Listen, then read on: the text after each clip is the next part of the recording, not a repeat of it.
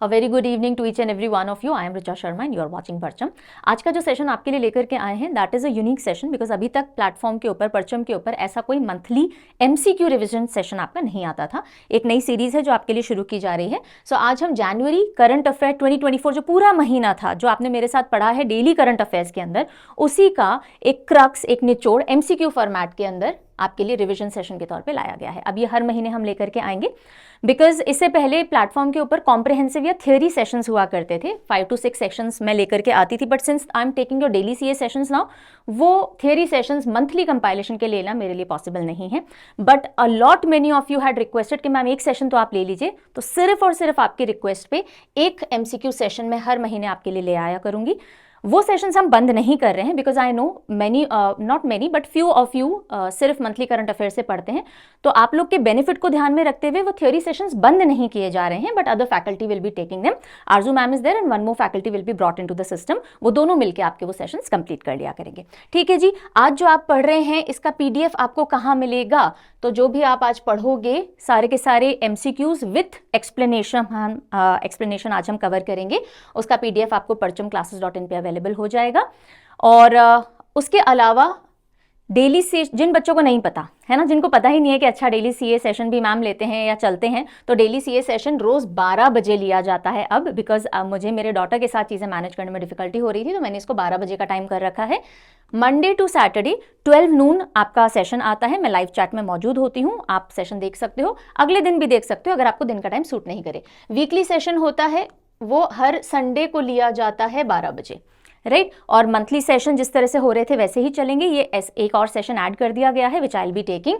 और ये जो मंथली और वीकली सेशंस की मैगजीन होंगी, जो पूरा कंपाइलेशन आप महीने भर का देखोगे या वीकली का देखते हो, वो भी आपको parchamclasses.in पे अवेलेबल हो जाएगा। ठीक है जी, जिन बच्चों के पास में सीए सब्सक्रिप्शन है या पीडीएफ बैंक है, तो आज का सेशन आपके इनमें भी ऐड हो जाएगा। So happy piece of news, एक और सेशन का पीडीएफ आपको मिलने जा रहा है। Daily, weekly, monthly, 6 monthly, yearly आपको मिलता ही था, बाकी एक और सेशन मिल जाएगा। जिनको नहीं पता, ये परचम ऐप से लिया जा सकता है और इसके अंदर बाकी सारे सब्जेक्ट के पीडीएफ भी आ जाते हैं, इसमें सिर्फ सीए के आते हैं। हाँ जी, one more launch for you, अभी नहीं हुआ है लेकिन 10th ऑफ फरवरी को ये लॉन्च आपके लिए हो जाएगा। एंड दैट इज सवाल जो बुकलेट थी, ई बुक। अभी तक हम क्वार्टरली लाते थे आपके लिए, जिसमें हम 300 एमसीक्यूज लेकर के आते थे। अब हम हर महीने आपके लिए कंपाइलेशन लाएंगे। हर महीने के 150 एमसीक्यूज या उससे ज़्यादा आपको मिलेंगे। तो क्वार्टरली बेसिस पे आप देखोगे तो 450 से ऊपर एमसीक्यूज अब हो जाएंगे। सो ये आप ले सकते हो इंडिविजुअल, हर महीने की आपको parchamclasses.in पे मिल जाएगी। और इसका एनुअल सब्सक्रिप्शन भी हम अवेलेबल करवा देंगे बाय 10th ऑफ फरवरी, और वो परचम ऐप से आप अवेल कर सकते हो। तो इसमें क्या होगा, हर महीने के 150 से भी ज़्यादा एमसीक्यूज विथ डिटेल एक्सप्लेनेशन। ये उन बच्चों के काम का है जो एमसीक्यू फॉर्मेट में पढ़ना प्रेफर करते हैं। बाकी लोग अपनी मंथली मैगजीन से पढ़ सकते हैं जो आपके लिए ऑलरेडी अवेलेबल करवाई जाती है। कोई भी डाउट, कन्फ्यूजन, क्वेरी हो तो आप हेल्पलाइन नंबर्स जो हैं इन पे कॉन्टैक्ट कर सकते हो। ईमेल एड्रेस है, ऐप चैट है, वहाँ पे बातचीत कर सकते हो। और अभी तक अगर चेकआउट नहीं किया है तो ईयर बुक चेकआउट कर लीजिएगा। पूरे 2023 के करंट अफेयर का कंपाइलेशन आपको यहाँ पे मिल जाएगा। 2024 का ये एडिशन है, ये परचम ऐप पे भी अवेलेबल है, वेबसाइट पे भी है। ऐप के ऊपर आपको सैंपल भी देखने को मिल जाएगा। तो मैंने सारी जानकारी स्टार्टिंग में दे दी है ताकि अब हम पूरा पढ़ाई पे फोकस कर सकें। तो इसके बाद अगर आपको कुछ भी और एडिशनल इन्फॉर्मेशन चाहिए तो please contact the helpline number. ठीक है जी, चलो शुरू करें। बिल्कुल लाइव चैट ऑन है, हाथों हाथ आंसर करते जाना है आपको। मैं क्वेश्चन यहाँ लिखा हुआ इंग्लिश में, मैं हिंदी में समझाते चलूंगी। 4 ऑप्शन आपको दिख रहे हैं, आंसर करो। इसके बाद हम इससे जुड़ी हुई अगर कोई एक्स्ट्रा इन्फॉर्मेशन है तो वो देखते चलेंगे। पहला क्वेश्चन आपके लिए आ रहा है, when is world Braille day observe? विश्व ब्रेल दिवस जो होता है, जो अंधे व्यक्ति होते हैं, जो देख नहीं सकते, नेत्रहीन होते हैं, उनके लिए, उनकी अवेयरनेस जगाने के लिए ऑब्जर्व किया जाता है। तो ब्रेल एक लैंग्वेज है जो अंधे व्यक्तियों की होती है, फील करके पढ़ते हैं। वर्ल्ड ब्रेल डे कब मनाया जाता है? So answer is 4th of January, B is the right answer. उनकी 2 आंखें नहीं होती पर 4 ज्ञान के चक्षु खुले हुए होते हैं, 4 सेंसेस उनके और बढ़े हुए होते हैं, ऐसे आप याद रख सकते हो। 2 आंखें नहीं है पर 4 गुना उनके अंदर फील करने की, महसूस करने की क्षमता होती है। तो 4th of January is the right answer. अगला क्वेश्चन देखेंगे, who won the Australian Open doubles becoming the oldest man to win grand slam double title in open era? Open era में यानी अभी के दौर में, जब से प्रोफेशनल टेनिस खेला जाने लगा, तब से ऑस्ट्रेलियन ओपन डबल्स जीतने वाले सबसे ओल्डेस्ट पर्सन कौन बन गए हैं जिन्होंने डबल्स खिताब जीता है, Australian open grand slam title जीता है हाल ही में। इंडिया से ही बिलोंग करते हैं। आंसर क्या होगा? रोहन बोपन्ना, बिल्कुल रोहन बोपन्ना। और इनके जोड़ीदार कौन है? हु इज हिज पार्टनर, जो कि डबल्स में इनके साथ खेलते हैं? सो ऑस्ट्रेलिया के मैथ्यू एब्डेन हैं जिनके साथ ये जोड़ी बना करके खेलते हैं, और ऑस्ट्रेलियन ओपन हाल ही में इन्होंने 2024 जीता है। कौन सी कंट्री को हराया? इटली को इन्होंने हराया है। Next, national youth day is observed on. National youth day, युवा दिवस, राष्ट्रीय युवा दिवस कब मनाया जाता है? और बिल्कुल लिखा हुआ है स्वामी विवेकानंद जी की एनिवर्सरी को कमोमरेट करता हुआ उनकी याद में मनाया जाता है। The date is 12th of January, 12 जनवरी को आता है नेशनल यूथ डे। तो हमारा यूथ अगर ठान ले तो किसी की भी 12 बजा सकता है। इस तरह से मैं हमेशा इसको याद करवाया करती थी। I hope you remember. अगला क्वेश्चन देखेंगे, where was the first national conference on promotion of seaweed cultivation held? I am really sure जो बच्चे डेली सीए फॉलो कर रहे होंगे, काफी सारे आंसर आप कर पा रहे होंगे। Do let me know your feedback at the videos and, ठीक है, बाद में जरूर बताइएगा आप आंसर कर पाए या नहीं कर पाए। अभी देखते हैं, where was the first national conference on promotion of seaweed cultivation? पहली नेशनल कॉन्फ्रेंस हुई थी सीवीड के जो शैवाल होते हैं उनके कल्टिवेशन को बढ़ावा देने के लिए, गुजरात के कच्छ के अंदर इसको ऑर्गेनाइज करवाया गया। तो देख लेते हैं, ये कोटेश्वर या कोरी क्रीक कच्छ गुजरात के अंदर ऑर्गेनाइज हुई 27 जनवरी 2024 को। और पुरुषोत्तम रूपाला जो हमारी यूनियन मिनिस्टर हैं फिशरी, एनिमल हस्बेंड्री और डेयरिंग के, उन्होंने इस कॉन्फ्रेंस को चेयर किया। मेन एम क्या था कि जो शैवाल कल्टिवेशन है या जो सीवीड कल्टिवेशन है वो पूरे इंडिया में की जाए कोस्टल एरियाज में, ताकि जो फिशिंग से रिलेटेड एक और आयाम ऐड हो सके, एक और एवेन्यू या एस्पेक्ट ऐड हो सके इनकम जनरेशन का। ठीक है जी, चलिए आगे। Which political party does Nitish Kumar represent as Chief Minister of Bihar? Nitish Kumar ji ने अभी बहुत उथल पुथल की है बिहार के अंदर, पहले इस्तीफा दिया, फिर दोबारा सीएम के तौर पे 9th टाइम शपथ ली। तो पहले वो कांग्रेस और महाकोलिशन का पार्ट थे, है ना, कांग्रेस भी थी उसके अंदर और आरजेडी वगैरह भी थे, पर अब उन्होंने किसके साथ हाथ मिला लिया? बीजेपी के साथ हाथ मिला लिया है। तो आपसे पूछा जा रहा है कौन सी पार्टी को ये खुद बिलोंग करते हैं? आंसर क्या होगा? आंसर होगा Janata Dal United, Janata Dal United, right. Who recently assumed office as the 30th flag officer commanding in chief of Southern Naval Command?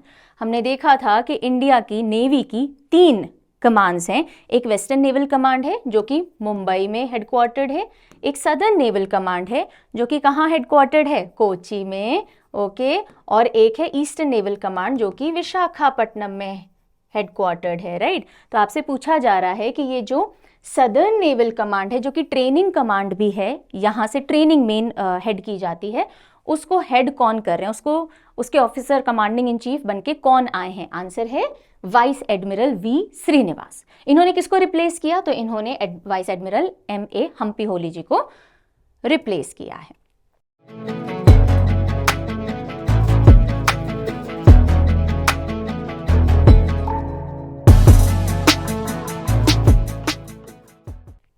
अगला क्वेश्चन भी नेवल कमांड से रिलेटेड है, वेस्टर्न नेवल कमांड की बात हो रही है, मुंबई वाली, ठीक है। So who recently assume the position of flag officer commanding in chief of western naval command? Western naval command के flag officer commanding in chief बनके कौन आए? मैंने आपको जगजीत सिंह जी से याद कराया था, if you remember at all. Answer क्या हो जाएगा? Sanjay Jasjit Singh, vice admiral Sanjay Jasjit Singh, A will be the answer. और ये सक्सीड करेंगे दिनेश के त्रिपाठी जी को। Who received MS Swaminathan award 2024? MS Swaminathan पुरस्कार 2024 से किसको सम्मानित किया गया? एग्रीकल्चरल साइंस और रिसर्च के क्षेत्र में उत्कृष्ट सेवाएं देने के लिए इनको ये सम्मान दिया गया है। नाम क्या है? Professor BR Kamboj. स्वामी लोग जो होते हैं ना उनको बोझ थोड़ा कम ही होता है ना, स्वामिनियों को होता है, यानी हस्बैंड्स को बोझ कम होता है, वाइफ्स को ज्यादा होता है। तो कम बोझ, स्वामी लोगों को कम बोझ होता है। नहीं तो स्वामी और दास देख लीजिए, स्वामी लोगों को कम बोझ होता है, तो कम बोझ से एसोसिएट कर लीजिएगा। BR कंबोज प्रोफेसर जो हैं वो वाइस चांसलर हैं चौधरी चरण सिंह हरियाणा एग्रीकल्चरल यूनिवर्सिटी के अंदर, और इनको एग्रोनॉमी या एग्रीकल्चरल साइंस से रिलेटेड फील्ड के अंदर अपने कंट्रीब्यूशन के लिए अवार्ड दिया गया है। MS स्वामीनाथन अवार्ड के बारे में देख लेते हैं। 2004 में इसकी शुरुआत हुई, बाइनियल है यानी 2 साल में एक बार ये दिया जाता है। 2 लाख का कैश प्राइज होता है, साइटेशन और मेडल एक्सेट्रा दिया जाता है। नेक्स्ट क्वेश्चन की तरफ बढ़ते हैं। Who is appointed as the chairman of the 16th finance commission? 16वां वित्त आयोग जो है, जिसके अभी आज ही हमने सुबह पढ़ा था कि मेंबर्स भी डिक्लेयर कर दिए गए हैं, पर आपसे पूछा जा रहा है इस 16th फाइनेंस कमीशन के चेयरमैन कौन है? सो कौन है? सुपर इंपॉर्टेंट क्वेश्चन मैंने बताया था, डॉक्टर अरविंद पनगड़िया जी हैं, राइट। मैं कोशिश कर रही हूँ हालांकि जो हमने डेली सीए में पढ़ा या टेलीग्राम क्वेश्चंस जो आप करते हो उससे थोड़े थोड़े अलग हटके भी क्वेश्चन आपको करवाऊं, सो दैट रिपीटेटिव नहीं हो, आपका रिवीजन थोड़ा कॉम्प्रिहेंसिव हो सके, ठीक है। चलिए तो अब देख लेते हैं। ये जो 16th फाइनेंस कमीशन थी, इसका गठन किया गया 31 दिसंबर 2023 को, और ये जो भी अपनी रिकमेंडेशन पेश करेंगे वो 5 साल तक लागू होंगी। बेसिकली जो फाइनेंस कमीशन होती है उसका काम होता है कि जितने भी टैक्स रेवेन्यू कलेक्ट हुआ है, अलग अलग कर आते हैं, टैक्सेस आते हैं, तो वो कितना सेंटर के पास रहे, कितना स्टेट्स के पास जाए, ये पूरा रेकमेंड करते हैं ये कि इतना % स्टेट के पास रखिए, इतना % सेंटर के पास रखिए, एट्सेट्रा। तो वो रिकमेंडेशन फिर 5 साल तक लागू की जाती है। तो कब से लागू की जाएंगी? अप्रैल 2026 से अगले 5 साल तक के लिए लागू की जाएंगी। आगे बढ़ेंगे जी। Which union territory recently became the first to implement PM Vishwakarma scheme या योजना? PM विश्वकर्मा योजना इंप्लीमेंट करने वाला, लागू करने वाला सबसे पहला स्टेट या यूनियन टेरिटरी कौन सा बन गया? कौन सा बन गया? जम्मू एंड कश्मीर बन गया। बिल्कुल सही है। ओके, सो एक सेंटर सेक्टर की स्कीम है PM विश्वकर्मा, जो आर्टिजन्स और क्राफ्ट्समैन हैं उनको ट्रेन करने के लिए और उनको स्टाइपेंड्स वगैरह देने के लिए स्कीम लाई गई थी 17 सितंबर 2023, जब पड़ी थी इस बार विश्वकर्मा जयंती। Got it? चलिए। Whose idol has been selected for installation? अब तो सिलेक्टेड नहीं, हैज बीन इंस्टॉल्ड आएगा, है ना।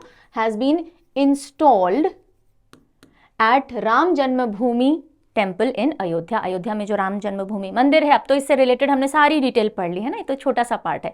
तो ये जो मूर्ति लगी है रामलला की, जिसमें 5 ईयर के राम जी को दर्शाया गया है, वो बनाई किसने है? आंसर क्या है? Very very popular, Arun Yogiraj. यहीं पे मैं आपसे क्वेश्चन करूंगी, बताइए इस मंदिर के चीफ आर्किटेक्ट का क्या नाम है? जल्दी से लिख देंगे architect, write down in the comment section फटाफट। Then what is the new name of Ayodhya Airport as approved by Union Cabinet? नया नाम अयोध्या एयरपोर्ट का क्या रखा गया यूनियन कैबिनेट के अप्रूवल के बाद? Answer is Maharshi Valmiki international airport. Then what is the motto shared by Russian President Vladimir Putin for Russia's 2024 BRICS chairmanship? BRICS की जो चेयरमैनशिप है 2024 में, वो रशिया के हाथ में आई है। आनी थी ब्राजील के हाथ में, पर ब्राजील ने उसको आगे फॉरवर्ड कर दिया बिकॉज वो G20 भी इस बार लीड करेगा, होस्ट करेगा। तो उन्होंने बोला भाई सब तो मैं एक साथ नहीं कर सकता हूं, तो अगले मेंबर को दे दीजिए। ब्राजील के पास आना था, ये नहीं ले रहे हैं, तो रशिया के पास आ गई chairmanship.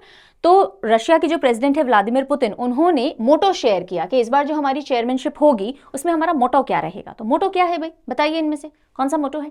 Answer will be C, strengthening multilateralism for equitable global development and security. अब मुझे एक और चीज बता दीजिए, ब्रिक्स के अंदर आपको पता है 5 जो कोर नेशंस हैं, ब्राजील, रशिया, इंडिया, चाइना और साउथ अफ्रीका। अभी कितने और देशों ने ब्रिक्स को ज्वाइन किया है? एक देश ने नहीं किया था, अर्जेंटीना ने नहीं किया, वो मैं आपको बता देती हूँ। और कितने देशों ने ब्रिक्स को परमानेंट मेंबर के तौर पे ज्वाइन कर लिया है? Write down in the comment section. So Russia की 2024 ब्रिक्स चेयरमैनशिप जो है वो 1 जनवरी 2024 को शुरू होती है, और मोटो जो हमने देखा वही है। 16th ब्रिक्स समिट जो है वो कहाँ होस्ट किया जाएगा? Important point to pay attention, Kazan, Russia के अंदर अक्टूबर के अंदर ये होस्ट किया जाएगा। और ब्राजील को ओरिजिनली इस बार चेयरमैनशिप लेनी थी, पर उन्होंने पास ऑन कर दी। Where were India's first ever multi sport beach games held? India के पहले मल्टी स्पोर्ट बीच गेम्स कहां होस्ट किए गए? शुरुआत कहां से हुई, कहां होस्ट किए गए? आंसर क्या होगा? दीव के अंदर, घोघला बीच, दीव घोघला बीच के अंदर India's first ever multi sport beach games Ghoghla beach में शुरू किए गए। दीव यूनियन टेरिटरी में 1200 से ज्यादा खिलाड़ियों ने 20 स्टेट्स और यूनियन टेरिटरी से पार्टिसिपेट किया। थीम रही डॉल्फिन्स। थीम क्या रही? डॉल्फिन्स। कौन सा स्टेट टॉप पे रहा? मध्य प्रदेश। मध्य प्रदेश ने ओवरऑल विनर की तरह अपनी पोजीशन स्थापित की। Which organisation launch the XPoSat mission? बहुत पॉपुलर रहा 2024 के अंदर एक्सपोसैट मिशन। कौन सी स्पेस एजेंसी ने लॉन्च किया? आंसर हो जाएगा ISRO, Indian space research organisation. Bharat ने ही लॉन्च किया है। 1 जनवरी 2024 को लॉन्च किया गया। लॉन्च व्हीकल कौन सा था इस एक्सपोसैट मिशन का? सो PSLV C-58। PSLV C58। और इस एक्सपोसैट का फुल फॉर्म क्या है? X ray polarimeter satellite. X ray polarimeter satellite, ये मेन काम क्या होगा? ये इंडिया की पहली साइंटिफिक सैटेलाइट है जो कि पोलराइजेशन ऑफ एक्सरेज को मेजर करेगी। अलग अलग सेलेस्टियल बॉडीज से जो एक्सरेज आती हैं उनको पोलराइज करके और फिर पता लगाया जाएगा कितनी दूर बॉडी है, कौन सी वो बॉडी है। इस तरह की एक सैटेलाइट भेजी गई है। ये PSLV का 60th मिशन है और इसको launch Satish Dhawan space centre Sriharikota से किया गया। तो लॉन्च व्हीकल याद रखिएगा C58। एक्सपोसैट का फुल फॉर्म याद रखिएगा x ray polarimeter satellite.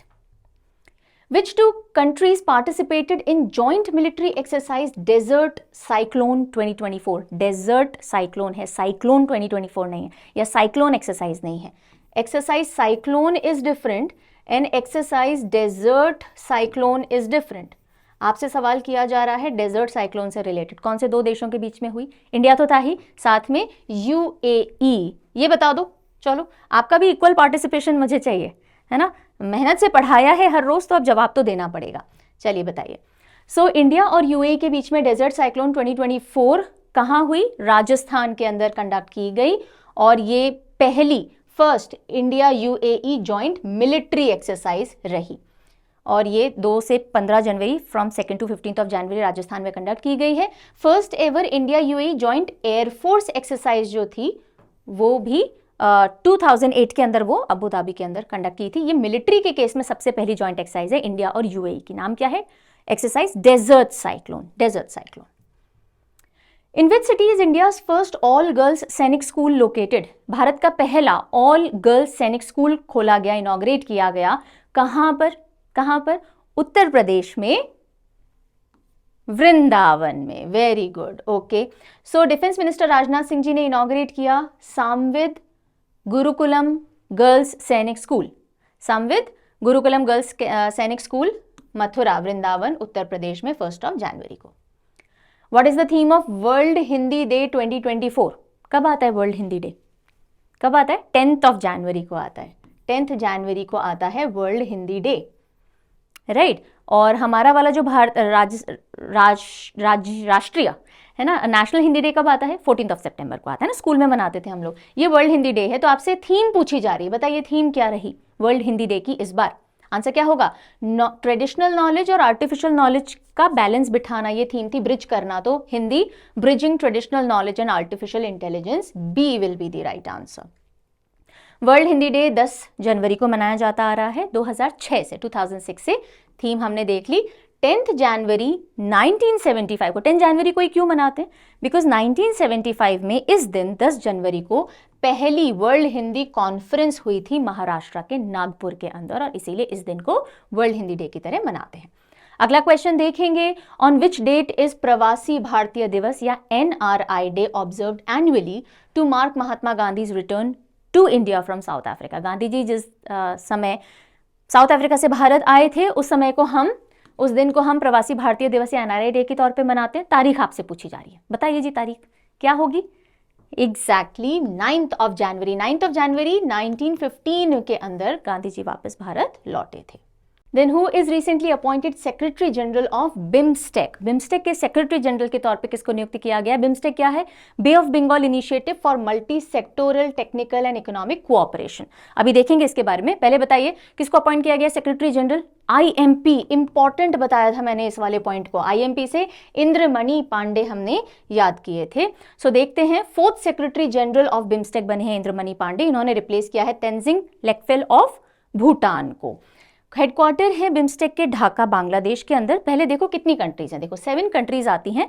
Bay of Bengal के आजू बाजू वाली और 2 ऊपर थोड़े नॉर्थ साइड वाली आएंगी। सो बांग्लादेश, भूटान और नेपाल ऊपर से आती हैं। बाकी Bangladesh, India, Myanmar, Sri Lanka, Thailand, ये सब बे ऑफ बंगाल के आजू बाजू वाली कंट्रीज हो गई हैं।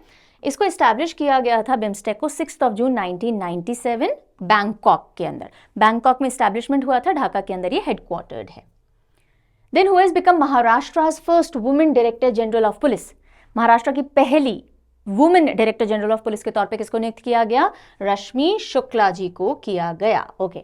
Who received major Dhyanchand Khel Ratna award 2023 in badminton? Badminton नहीं भी लिखोगे तो भी चलेगा, बिकॉज इस बार ध्यानचंद खेल रत्न पुरस्कार 2 लोगों को दिया गया है। दोनों बैडमिंटन की दुनिया से ही जुड़े हुए हैं, और नाम क्या है? नाम क्या है, देखो देखो ध्यान से देखो। एक तो हो गए रानकी रेड्डी सात्विक साईराज, दूसरे हो गए चिराग चंद्रशेखर शेट्टी, दोनों को मिला है, तो आंसर क्या हो जाएगा, D, both A and B, right. So these two people have received major Dhyanchand Khel Ratna award for the year 2023। अच्छा, कितने अर्जुन अवार्ड दिए गए इस बार, लिखो कमेंट सेक्शन में, आगे मैं बताऊंगी, पर अभी के लिए लिखो, write down how many Arjun awards for the year 2023 were given. For which sport did Divyakriti Singh receive Arjun Award, making her first Indian woman to achieve this honor? यानी कि दिव्याकृति सिंह ने अर्जुन अवार्ड हासिल किया, कौन से स्पोर्ट के लिए किया, कौन सी फील्ड के लिए किया, और ये पहली भारतीय महिला बन जाती हैं इस फील्ड में इस अवार्ड को या ऑनर को पाने वाली। तो आप बताइए कौन सी फील्ड के लिए, इक्वेस्ट्रियन स्पोर्ट, घोड़े से रिलेटेड जो होता है ना स्पोर्ट, उसके लिए। और लिख ही दिया मैंने तो अगली स्लाइड पे, 12 अर्जुन अवार्ड इस बार दिए गए। चलिए, Which movie won 81st Golden Globe Award for Best Motion Picture Drama? 81st edition golden globe award का इस बार ऑर्गेनाइज किया गया, उसके अंदर best motion picture drama category किसको दिया गया, दिमाग फोड़ देने वाली पिक्चर ऐसे, ओपेनहाइमर है ना, ओपेनहाइमर को दिया गया, ऑल राइट। और ये कुछ और इसी गोल्डन ग्लोब से रिलेटेड अवार्ड्स हैं। बेस्ट फिल्म ड्रामा ओपेनहाइमर अभी हमने देखा, इसके एक्टर बताइए, उन्हीं को बेस्ट एक्टर भी मिला है, किलियन मर्फी या सिलियन मर्फी, जैसे भी प्रोनाउंस करो, दोनों प्रोनाउंसिएशन राइट होते हैं उनके नाम के।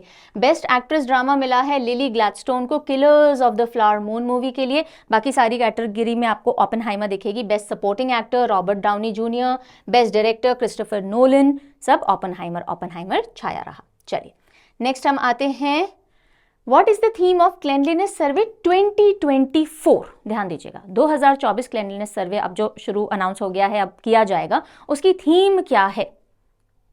सिंपल सी थीम है, 3R जो हम बचपन से पढ़ते आ रहे हैं, रिड्यूस, रीयूज एंड रिसाइकिल। स्वच्छ सर्वेक्षण, अच्छा अब क्योंकि हमने स्वच्छ सर्वेक्षण 2024 की थीम की बात की है, तो स्वच्छ सर्वेक्षण अवार्ड भी देख लेते हैं 2023 के लिए जो दिए गए। सो इसको ऑर्गेनाइज किया ministry of housing and urban affairs ने, जो हमारी प्रेसिडेंट हैं मुर्मू जी, उन्होंने ये अवार्ड भारत मंडपम में हैंड ओवर किए, right. So all India clean city rank 1, पूरे इंडिया में सबसे स्वच्छ शहर, 2 शहर हैं जिन्होंने इस बार ये पोजीशन हासिल की, इंदौर और सूरत। अभी तक इंदौर काफी सालों से फर्स्ट पोजीशन पे बना रहा था अकेले, अब सूरत भी शामिल हो गया है। टॉप 3 बेस्ट स्टेट्स, तो उसमें सबसे ऊपर आता है महाराष्ट्र, फिर Madhya Pradesh and 3rd number पे छत्तीसगढ़। कैंटोनमेंट की अगर हम बात करें तो सबसे क्लीन कैंटोनमेंट मऊ का रहा, Mau cantonment cleanest Ganga town Varanasi. Best सफाई मित्र सुरक्षित शहर चंडीगढ़ को घोषित किया गया। Whose biography is the book 4 Stars of Destiny? 4 Stars of Destiny एक किताब है और ये बायोग्राफी है, यानी किसी के जीवन पे लिखी गई किताब है। तो ये किसकी बायोग्राफी है 4 Stars of Destiny? बताइए किसकी है? जनरल MM नारवने जी की है। Who is the author? Who is और are, एक इंसान भी हो सकता है, ज्यादा लोग भी हो सकते हैं। Author of the book Ram मंदिर राष्ट्र मंदिर एक सांझी विरासत, कुछ अनसुनी बातें, कुछ अनसुनी बातें। ये जो किताब है ये किसने लिखी है? इस किताब को लॉन्च किया केरला के गवर्नर आरिफ मोहम्मद जी ने, ठीक है। तो लॉन्च किसने किया वो भी थोड़ा आप ध्यान रख लीजिएगा, किताब क्योंकि राम मंदिर के ऊपर है, थोड़ी इंपॉर्टेंट हो सकती है एग्जाम के पर्सपेक्टिव से। किसने लिखा है बताइए? 2 व्यक्तियों ने लिखा है, गीता सिंह एंड आरिफ खान भारती। तो हिंदू और मुस्लिम एकता इस किताब के अंदर देखने को मिल रही है। Which 2 places are connected by Mumbai trans harbour link? MHTL है, जिसको रिसेंटली अभी जनवरी के अंदर लॉन्च किया गया था, इनॉग्रेट किया गया था। अटल सेतु भी जिसे हम कहते हैं, वो कौन से 2 एरियाज को कनेक्ट करता है बताओ? ये रहे 4 ऑप्शंस, सेवरी एंड नावा शेवा को ये कनेक्ट करता है। Let's see something about it. Mumbai trans harbour link, जिसको अटल सेतु भी कहते हैं, इसका ऑफिशियल नेम है अटल बिहारी वाजपेयी शेवरी नावा शेवा अटल सेतु, ये पूरा नाम है इसका, राइट। लॉन्गेस्ट ब्रिज है इंडिया का, साथ ही साथ लॉन्गेस्ट सी ब्रिज भी है इंडिया का। ये करीब 17,840 करोड़ की लागत से बनाया गया है और ये सेवरी इन मुंबई टू नावा शेवा इन रायगढ़ डिस्ट्रिक्ट तक स्ट्रेच या कनेक्ट करता है। Where was the first ever meeting of Inland Waterways Development Council hosted? पहली meeting inland waterways development council की कहीं ऑर्गेनाइज की गई, कहां हुई आपसे पूछा जा रहा है। Inland waterways development council, answer हो जाएगा कोलकाता। और इसको किसने चेयर किया? सर्बानंद सोनोवाल जी ने, जो कि हमारे यूनियन मिनिस्टर हैं पोर्ट शिपिंग एंड वाटरवेज के। Who is the current High Commissioner of Maldives? हाँ, अब मालदीव्स का किस्सा तो इतना तूल पकड़ा था, इतना इंपॉर्टेंट हुआ था, तो मालदीव्स के हाई कमिश्नर होंगे, हमारे हाई कमिश्नर टू मालदीव्स, वहाँ के प्रेसिडेंट, तो ये सारी चीज़ें इंपॉर्टेंट हो जाएंगी, right. So who is the high commissioner of Maldives? Answer होगा इब्राहिम शहीब, इब्राहिम शहीब। नाउ इंडिया ने समन किया था मालदीव्स के हाई कमिश्नर को जब लक्षद्वीप को लेकर के बहुत ज़्यादा उथल पुथल गहमा गहमी हो रही थी, राइट। वहाँ के कुछ मिनिस्टर्स ने ट्वीट कर दिया था और फिर रिलेशंस थोड़े खिंच गए और इसलिए बुलाया गया था। सो देखिए, मालदीव्स के हाई कमिश्नर इब्राहिम शहीब हम पढ़ चुके हैं। Indian high commissioner to Maldives वो कौन है? मुन्नू महावर, राइट। और मालदीव के प्रेसिडेंट कौन है? मोहम्मद मुइज़ू, जो कि बहुत ज़्यादा दोस्ती वाला रुख दिखा नहीं रहे हैं इंडिया के साथ। चलिए, Which country experienced the impact of tropical cyclone Alvaro as the first cyclone of 2024? 2024 का पहला साइक्लोन जिसका नाम अल्वारो है, उसका लैंडफॉल यानी उसका जमीन पे इम्पैक्ट सबसे पहले कौन से कंट्री ने झेला है? आंसर क्या होगा? मैडागास्कर ने इसको झेला है और 2024 का ये पहला साइक्लोन था। फर्स्ट साइक्लोन ऑफिशियल लैंडफॉल मोरोम मैडागास्कर में 1 जनवरी 2024 को इसने किया। और बस इतनी इसमें बात है, आगे चलेंगे। Which country will chair 46th session of UNESCO world heritage committee 2024? UNESCO world heritage committee 2024 का मतलब 2024 में यूनेस्को वर्ल्ड हेरिटेज कमिटी का एक सेशन होना है, मीटिंग होनी है, कॉन्फ्रेंस होनी है, ऐसे समझिए। सो वो जो 46 सेशन है वो चेयर कौन सा देश करेगा? इंडिया करेगा और बहुत सुनहरा मौका है। हम बहुत सारे UNESCO world heritage site propose कर सकते हैं, नॉमिनेट कर सकते हैं कि बना दीजिए भाई, हम तो चेयर कर ही रहे हैं, होस्ट कर ही रहे हैं, तो ज़रा हमारी सुन लीजिए। हो सकता है क्या ऐसा? शायद। So India is set to chair and host 46 session of world heritage committee for the first time. पहली बार हम इस कमिटी को चेयर करेंगे, होस्ट करेंगे जुलाई के अंदर, ठीक है, अभी नहीं है, जुलाई है। Which countries will jointly host ICC T20 Men's Cricket World Cup, जो कि 2024 में होगा? ICC T20 Men's World Cup international कौन होस्ट करेगा? 2 देश मिलकर करेंगे। Answer will be West Indies and United States. So 9th edition होगा ICC T20 international men's world cricket world cup का। जॉइंटली उसको वेस्ट इंडीज और United States of America host करेंगे। कब से शुरू हो रहा है? 1 जून से, और जो फाइनल है वो 29 जून को बारबाडोस के अंदर खेला जाएगा। टोटल 20 टीम्स पार्टिसिपेट करेंगी, 59 मैचेस होंगे 9 वेन्यूज़ पे, ठीक है। इन्हीं कंट्रीज में अलग अलग वेन्यूज़ पे 3 यूएसए और 6 कैरेबियन ग्रुप ऑफ आइलैंड्स है ना, वेस्ट इंडीज वाला हिस्सा। चलिए, What is India's ranking in Henley Passport Index 2024? Henley Passport Index एक क्वार्टरली इंडेक्स है, यानी कि हर 3 साल में इसकी रिपोर्ट चेंज हो जाती है। साल में 4 बार आता है ये इंडेक्स। तो अभी जो रिसेंट मोस्ट इंडेक्स आया उसके हिसाब से इंडिया की रैंक क्या है हेनले पासपोर्ट इंडेक्स में? 80। What is the rank? 80 is the rank. So India का रैंक 80th है आउट ऑफ 199 कंट्रीज। हमारी जो रैंकिंग है वो 4 प्लेसेस जंप की है, बेटर हुई है, इंप्रूव हुई है। हम ये हेनले पासपोर्ट इंडेक्स रैंकिंग क्या दिखाती है कि आप कितने कंट्रीज में वीज़ा फ्री ट्रैवल कर सकते हो। वीज़ा नहीं है उसके बिना भी आप सिर्फ पासपोर्ट के दम पे जा सकते हो। तो हम ऐसी 62 कंट्रीज में जा सकते हैं। टॉप पासपोर्ट्स कौन से देशों के रहे? तो जिनकी मदद से आप 194 कंट्रीज में बिना वीज़ा के ट्रैवल कर सकते हैं। इतने स्ट्रॉन्ग पासपोर्ट्स हैं। तो इस बार काफ़ी सारी कंट्रीज रही उसमें, France, Germany, Italy, Japan, Singapore and Spain. पहले एक टाइम था सिर्फ जापान लीड किया करता था, लेकिन अब काफ़ी सारी कंट्रीज साथ में बैठी हुई हैं। सबसे वर्स्ट रैंकिंग अगर देखें, यानी सबसे वीक पासपोर्ट कौन से देश का है? अफगानिस्तान का। उसी के साथ साथ सीरिया, इराक, पाकिस्तान के पासपोर्ट्स भी काफ़ी कमज़ोर हैं।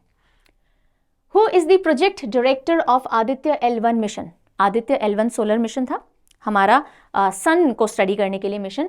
उसके प्रोजेक्ट डायरेक्टर का नाम बताइए। इंपॉर्टेंट है जी, बताइए क्या है? क्या है? Nigar Shaji. Nigar Shaji is the project director. So Aditya L1 ISRO का पहला space based solar observatory mission, यानी स्पेस में जाकर के हम सन को स्टडी कर रहे हैं। और उसको हमने लैग्रेंज पॉइंट 1 जो है, जो सन और अर्थ के बीच में ऐसा पॉइंट है जहां पे दोनों बॉडीज का ग्रेविटेशनल पुल बैलेंस हो जाता है, ना यहाँ से ग्रेविटेशन लग रहा है ना यहाँ से, बैलेंस हो गया है।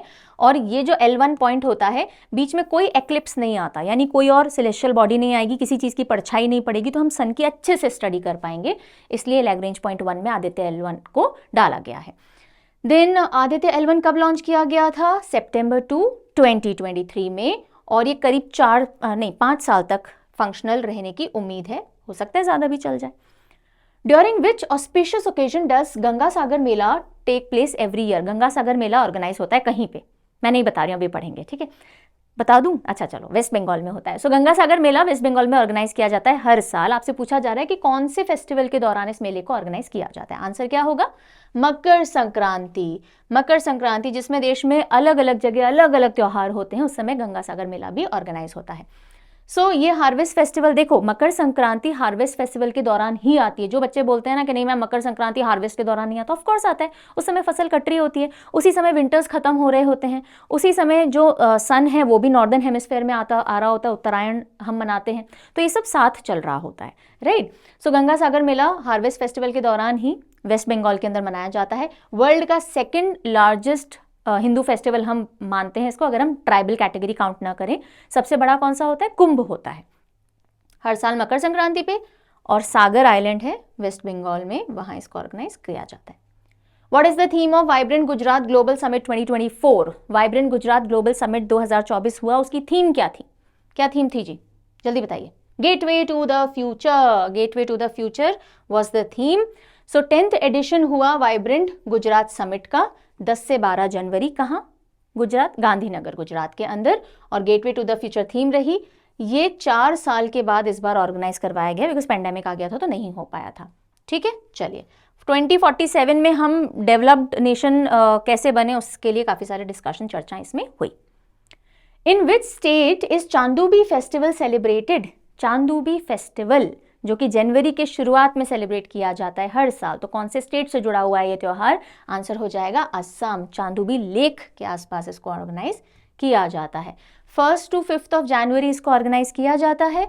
और चांदूबी लेक जो कि एक फ्रेश वाटर लेक है और बहुत बड़ा, जब अर्थक्वेक आया था 1897 में, तो आसपास के माउंटेन्स हिल्स धस गए थे और उसकी वजह से लेक डेवलप हो गई थी। वो फ्रेश वाटर लेक चांदूबी लेक है, इसके आसपास टूरिज्म को बढ़ावा देने के लिए फेस्टिवल मनाया जाता है। Got it ji? चलिए, which state government launch the युवा निधि स्कीम फॉर अनएम्प्लॉयड यूथ? जो एम्प्लॉयड नहीं है, जिनका ग्रेजुएशन डिप्लोमा वगैरह हो गया है लेकिन उनको नौकरी नहीं मिली है, तो उनको थोड़ा फाइनेंशियल सपोर्ट देने के लिए, साथ ही साथ ट्रेनिंग देने के लिए युवा निधि स्कीम कौन से स्टेट ने लॉन्च की है? आंसर क्या होगा? Karnataka. D is the right answer. देखते हैं इसको। कर्नाटका गवर्नमेंट ने लॉन्च की है। फाइनेंशियल एड देते हैं ग्रेजुएट्स को और डिप्लोमा होल्डर्स को, जिनकी पढ़ाई तो हो गई है पूरी लेकिन नौकरी नहीं मिली। कब तक देंगे ये एड? हमेशा, जीवन भर? फिर तो कोई भी नौकरी नहीं करेगा, नहीं, 2 साल तक, मैक्सिमम 2 ईयर्स तक।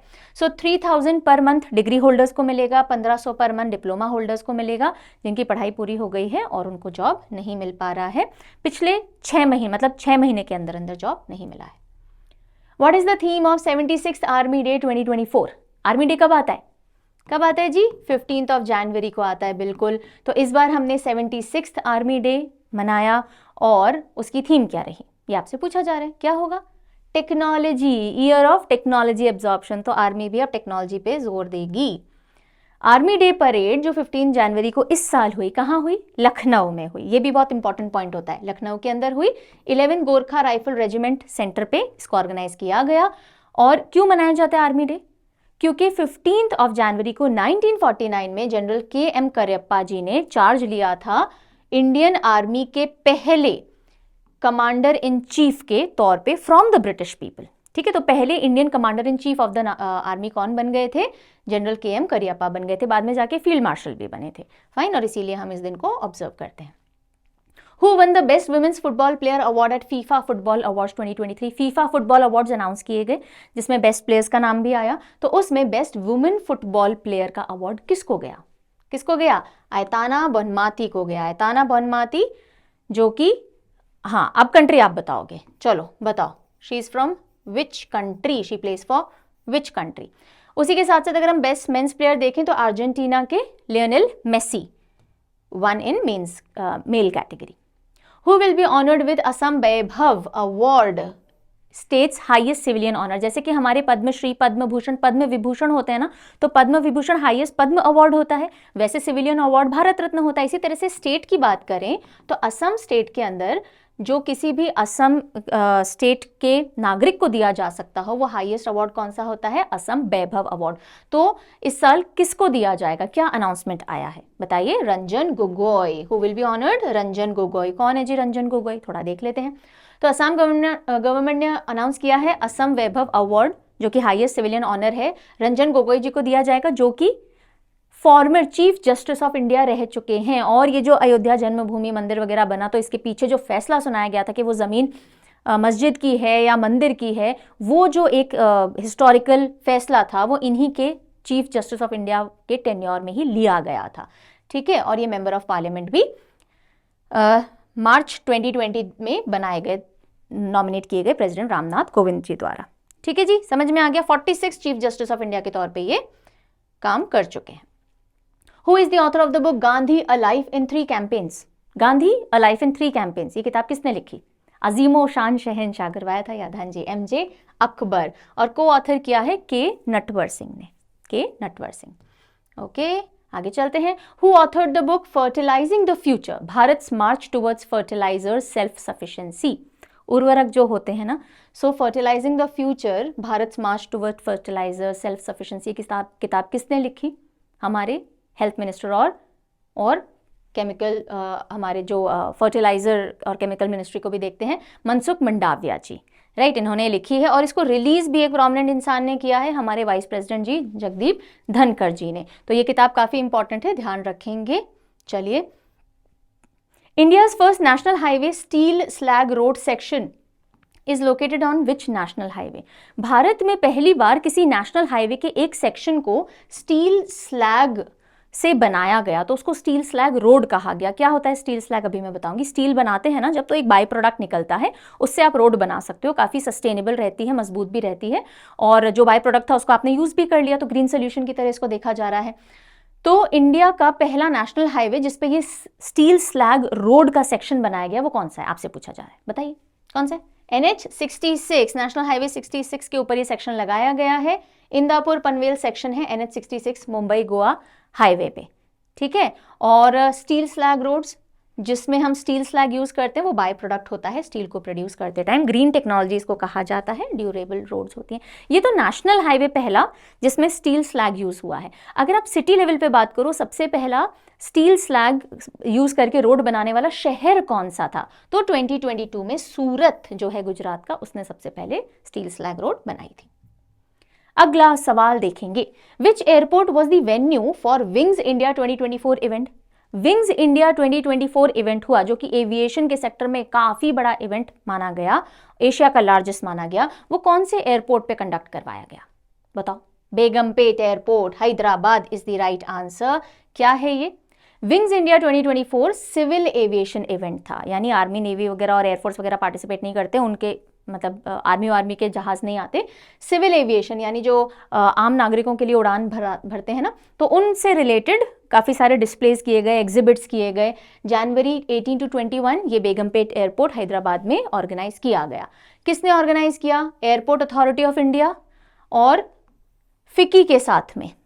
और ठीक है, and what else biggest civil aviation show in Asia, ये मैंने आपको बता दिया। इसकी थीम भी ध्यान रखिएगा, connecting India with the world in Amritkaal. Amritkaal में इंडिया को वर्ल्ड से कनेक्ट करना। Which state is in India is home for the first dark sky park? Park word आए तो ये ऑप्शन देखिएगा, रिजर्व आ जाएगा तो आंसर चेंज हो जाएगा जी। ठीक है, तो कौन सा स्टेट या यूनियन टेरिटरी भारत के पहले डार्क स्काई पार्क को होस्ट करता है, या उसकी जगह है, या उसका घर है? आंसर क्या होगा? महाराष्ट्र। क्या होगा? महाराष्ट्र। महाराष्ट्र का पेंच टाइगर रिजर्व जो है, अब आप में से कई सारे बच्चे बोलेंगे मैम पेंच तो मध्य प्रदेश के अंदर है। पेंच मध्य प्रदेश और महाराष्ट्र बॉर्डर एरिया पे लाया करता है, जो उसका महाराष्ट्र वाला हिस्सा है वहां पे डार्क स्काई पार्क बनाया गया है। ठीक है, सो महाराष्ट्र में पेंच टाइगर रिजर्व को इंडिया का पहला डार्क स्काई पार्क बनाया गया। अगर बोल दिया जाए पहला डार्क स्काई रिजर्व भारत का, तो वहां फिर आप लद्दाख पहुंच जाइएगा सीधे। तो लद्दाख में हैनले डार्क स्काई रिजर्व है, जिसको डेवलप किया गया है, आप सारे तारे सितारे, एस्ट्रोनॉमिकल बॉडीज वगैरह देख सको। यहाँ पे लाइट पोल्यूशन बहुत कम होता है। डार्क स्काई रिजर्व या पार्क्स क्या होते हैं? यहाँ पे लाइट बहुत ज़्यादा नहीं है, तो आपको यहाँ से आसमान बहुत अच्छा दिखता है। तो जो भी एस्ट्रोनॉमिकल लवर्स होते हैं या जो स्टडी कर रहे होंगे वो यहाँ से आकर के ऑब्जर्व कर सकते हैं। What is the budget outlay of the Puri heritage corridor project?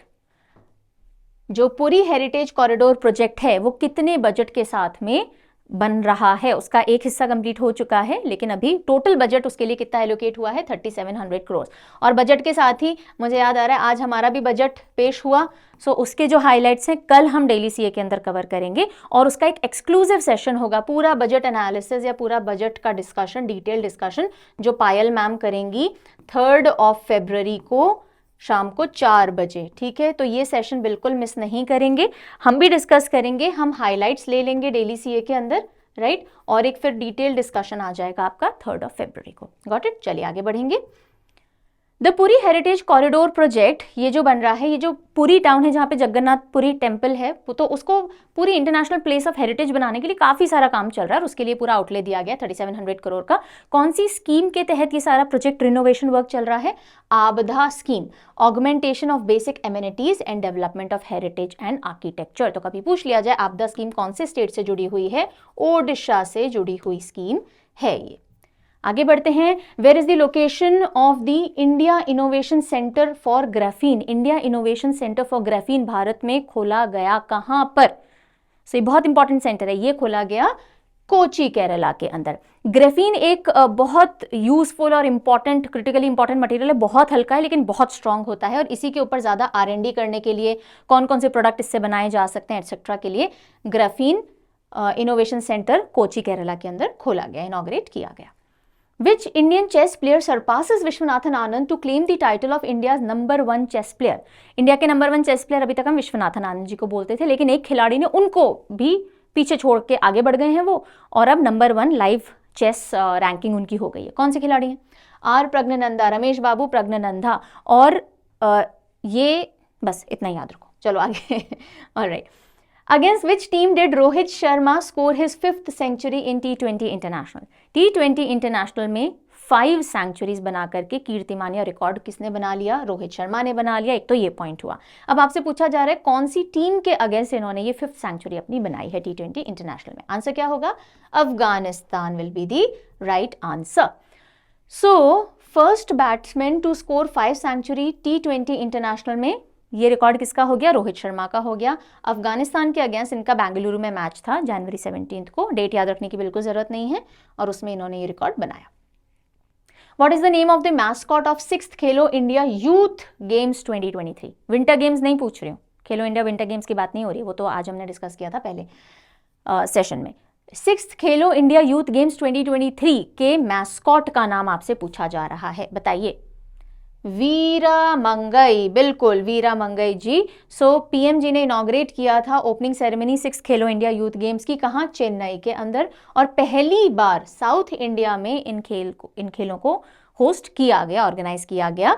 19 to 31 जनवरी ये कंप्लीट हुए, और वीरा मंगई जो हैं, जो रानी वेलू नचियार उनका प्रॉपर नेम है, उनको प्यार से वीरा मंगई कहा जाता है, उनके ऊपर डेडिकेटेड ये मैस्कॉट रहा। कौन ओवरऑल विनर रहा खेलो इंडिया यूथ गेम्स 2023? ये 2024 नहीं होगा, ये 2023 ही होगा। 2023 का एडिशन 2024 में कंडक्ट करवाया गया, ठीक है, तो ये 2024 लिखना रॉन्ग हो जाएगा। खेलो इंडिया यूथ गेम्स 2023 जो कि ऑर्गेनाइज किए गए जनवरी 2024 में चेन्नई के अंदर इनॉग्रेट किए गए।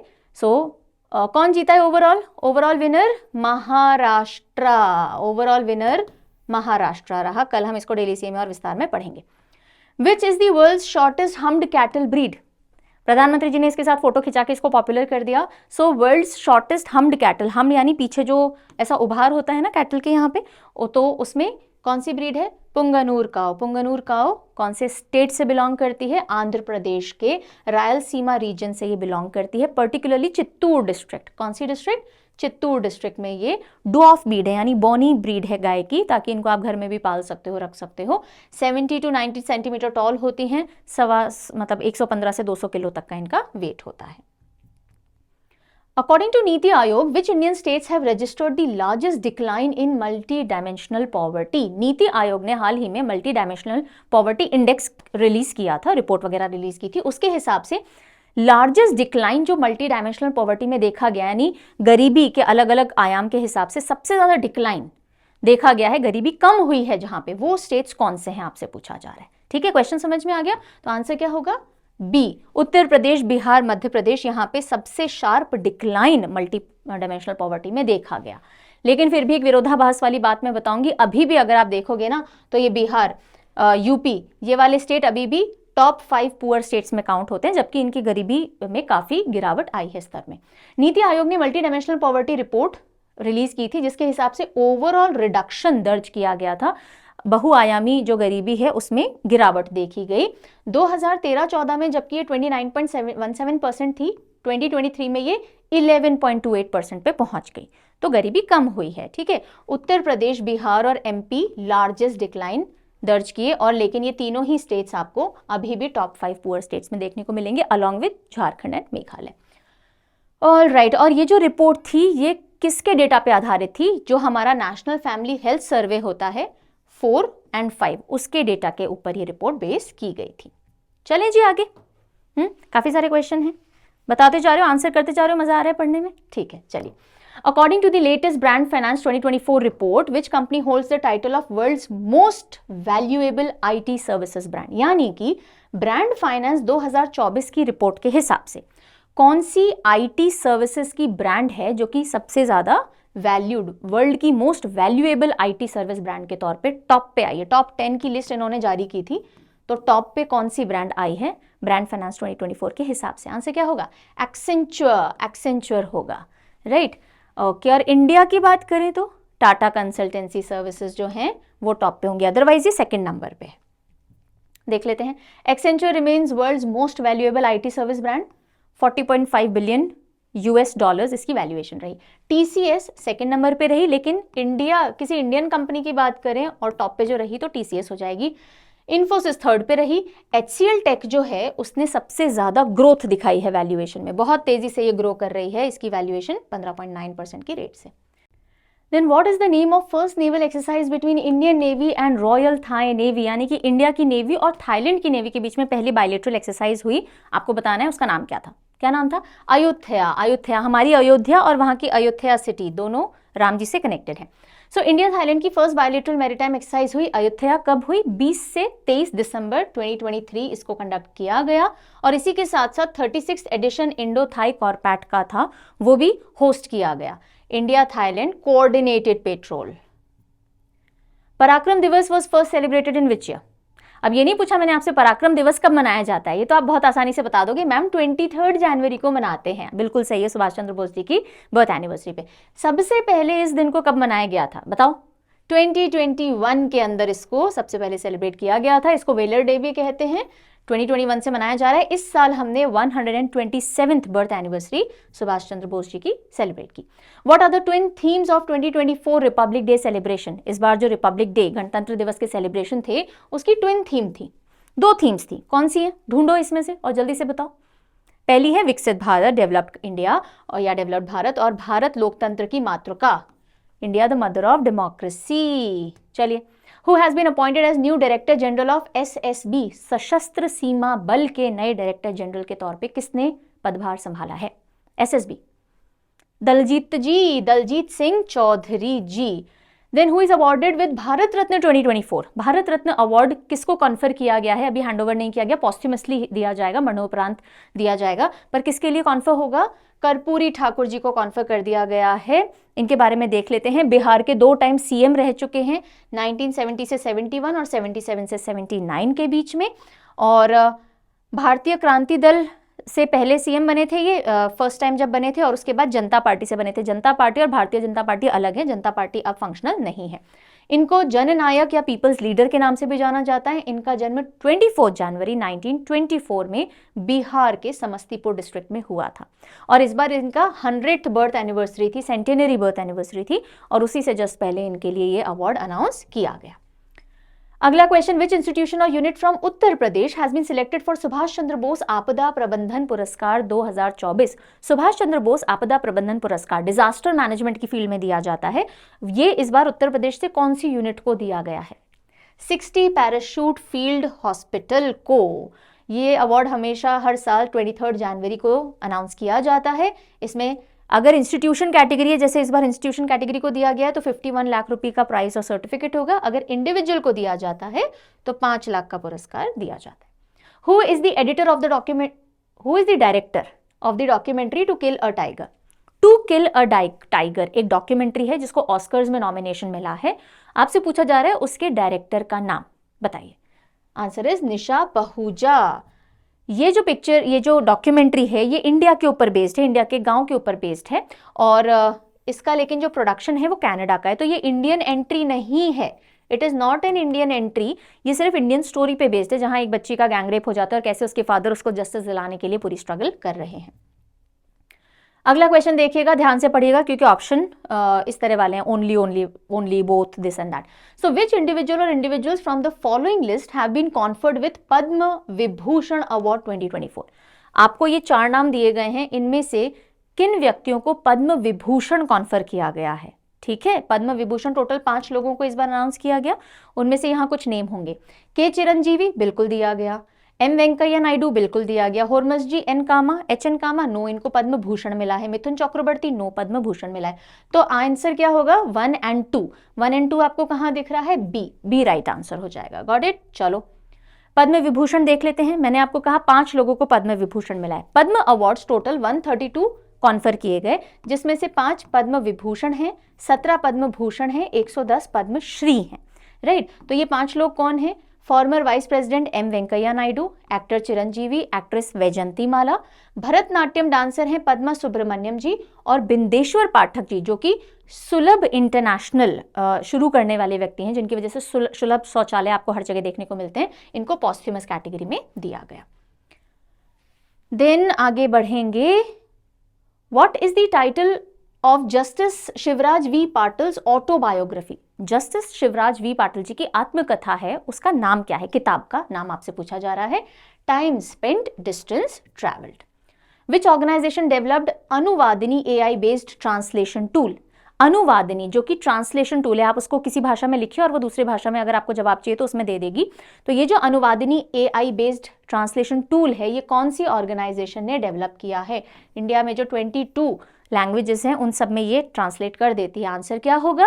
AICTE, all India council for technical education.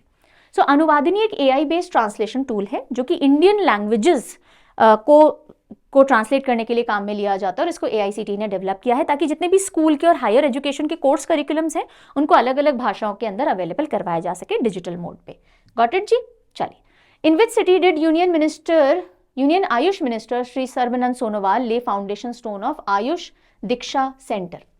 Ayush Diksha centre का नींव का पत्थर यानी कि फाउंडेशन स्टोन कहां पर रखा गया सर्बानंद सोनोवाल जी द्वारा? बताइए। भुवनेश्वर के अंदर ये रखा गया। चलिए, which Indian state recently introduce my school my pride campaign? My school my pride, जिसके तहत लोग एक एक स्कूल अडॉप्ट करेंगे और वहां पे आप अपनी सर्विसेज भी दे सकते हो, राशि भी दे सकते हो, एटसेट्रा। तो ये कैंपेन कहाँ चालू की गई? Himachal Pradesh. Okay. Which state bag the first rank for best performance in auction of mining blocks at second state mining ministers conference 22-23? समझिएगा क्वेश्चन को।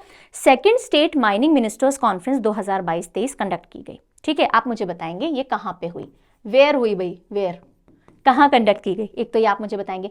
इसमें ही बोला जा रहा है कि माइनिंग ब्लॉक्स के ऑक्शन के लिए, जो माइनिंग ब्लॉक्स होते हैं ना, जहां पता पड़ता है अच्छा यहाँ पे बहुत सारे मिनरल्स हैं, तो इस पूरे ब्लॉक को ऑक्शन कर दिया जाता है, नीलाम कर दिया जाता है, ताकि कोई ना कोई इसको लीज पे लेगा, माइनिंग करेगा, बेचेगा, तो सरकार के पास रेवेन्यू आएगा। तो सबसे ज्यादा माइनिंग ब्लॉक्स ऑक्शन करने के लिए कौन से स्टेट को अवार्ड दिया गया?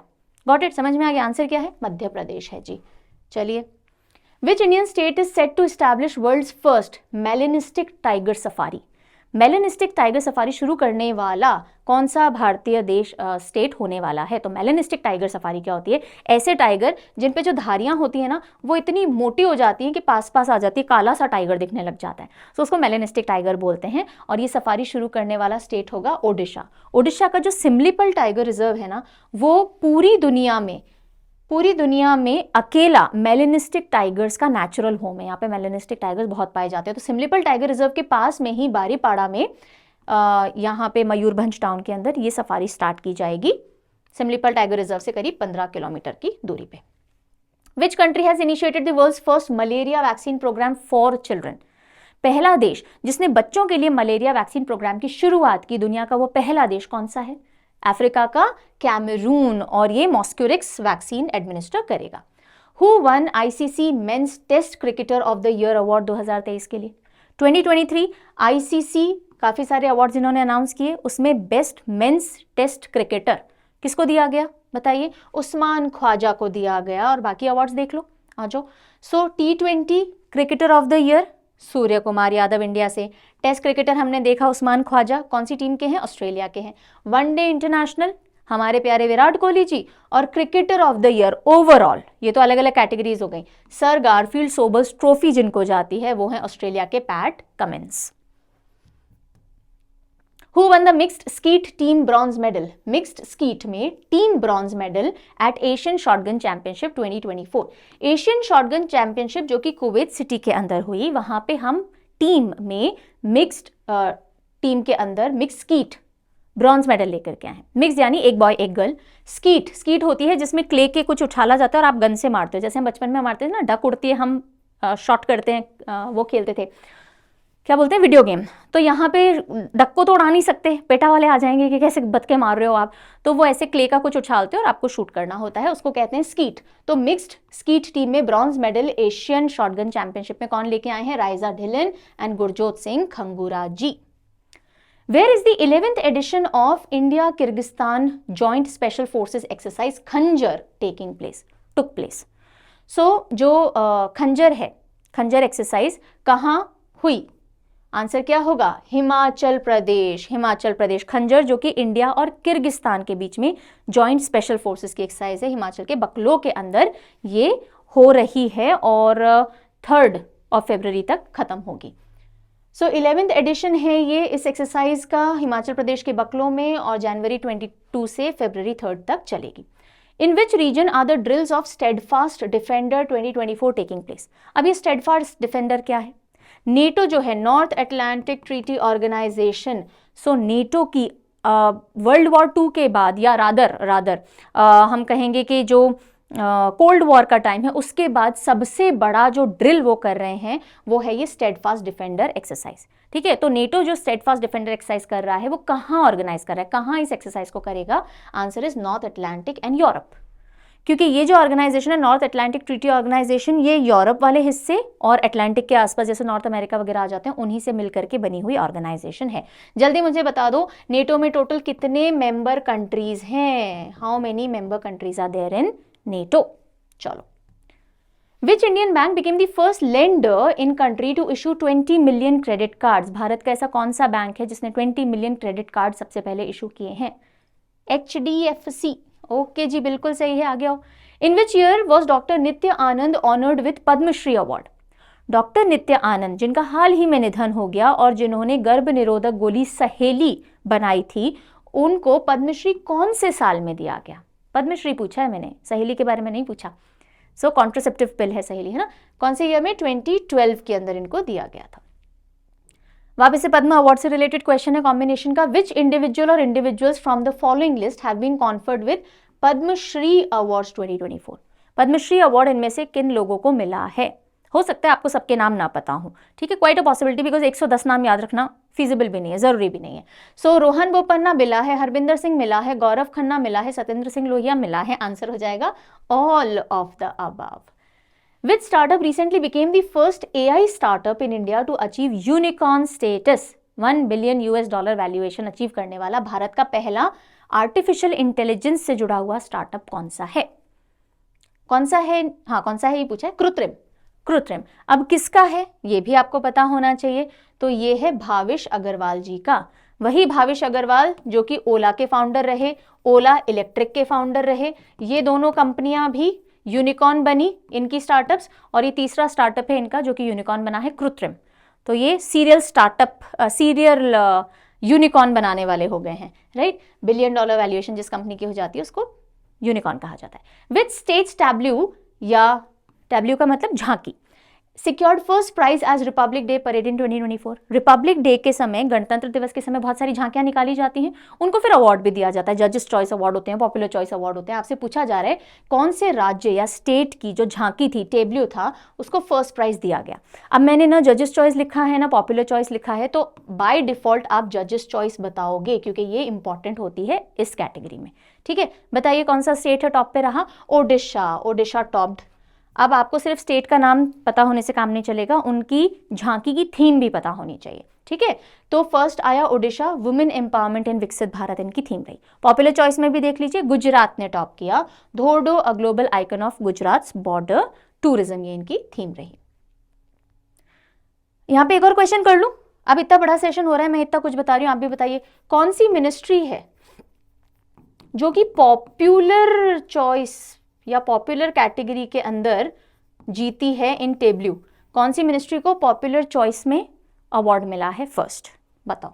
चलो मैं बता देती हूँ, जजेस वाले के अंदर मिनिस्ट्री ऑफ कल्चर को मिला है, आप पॉपुलर चॉइस वाला बताओगे। नेक्स्ट क्वेश्चन देखिएगा, which is India's nomination for UNESCO tag in 24-25? 2024-25 में यूनेस्को वर्ल्ड हेरिटेज साइट के लिए हमने नॉमिनेशन भेजा है, तो वो कौन से स्ट्रक्चर का नॉमिनेशन है जिसको अगर मिल गया तो यूनेस्को वर्ल्ड हेरिटेज साइट घोषित हो जाएगा? What is the answer? Maratha military landscapes.